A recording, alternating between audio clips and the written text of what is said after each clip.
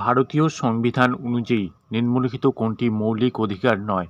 ভারতীয় সংবিধান অনুযায়ী নিম্নলিখিত কোনটি মৌলিক অধিকার নয়? এখানে সঠিক উত্তরটি হবে অপশন ডি, সম্পত্তির অধিকার। এটি হচ্ছে মৌলিক অধিকার নয়। নেক্সট প্রশ্ন দেখে নাও। 2 নম্বর প্রশ্নটি হচ্ছে, ভারতের সংবিধানের রক্ষাকর্তা কে? ভারতীয় সংবিধানের রক্ষাকর্তা কে? এখানে সঠিক উত্তর হবে ভারতের প্রধান বিচারপতি। ভারতের প্রধান বিচারপতি। নেক্সট 3 নম্বর প্রশ্ন দেখে নাও। 3 নম্বর প্রশ্নটি হচ্ছে, রাষ্ট্রের নীতিনির্দেশ তত্ত্ব কোন দেশ থেকে গৃহীত হয়েছে?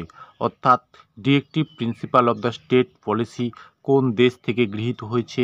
এখানে সঠিক উত্তর হবে আয়ারল্যান্ড থেকে। নেক্সট 4 নম্বর প্রশ্নটি দেখে নাও।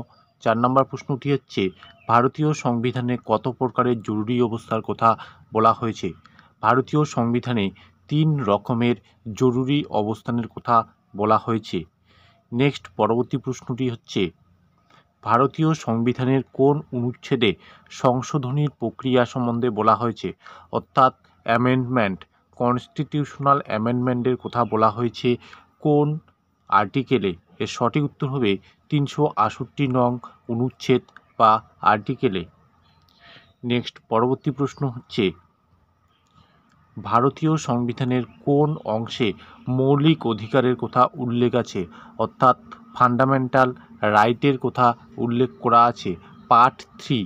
পার্ট 3তে ফান্ডামেন্টাল রাইটস অর্থাৎ মৌলিক অধিকারের কথা বলা হয়েছে। নেক্সট 7 নম্বর প্রশ্ন দেখে নেব। লোকসভার মেয়াদ শেষ হওয়ার আগে সেটি ভেঙে দেওয়ার ক্ষমতা কার কাছে আছে? লোকসভার মেয়াদ শেষ হওয়ার আগে সেটি হচ্ছে ভেঙে দেওয়ার ক্ষমতা অর্থাৎ ডিজলভ করার ক্ষমতা কার আছে?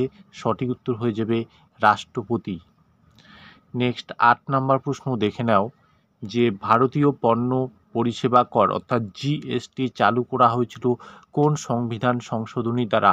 অর্থাৎ জিএসটি চালু করা হয়েছিল 101তম সংবিধান সংশোধনীর দ্বারা। অর্থাৎ জিএসটি চালু করা হয়েছিল 101তম কনস্টিটিউশনাল অ্যামেন্ডমেন্টের দ্বারা। নেক্সট 9 নম্বর প্রশ্ন দেখে নেব যে, ভারতের প্রধান নির্বাচন কমিশনারের নিয়োগের দায়িত্বে থাকা সাংবিধানিক সংস্থা কোনটি?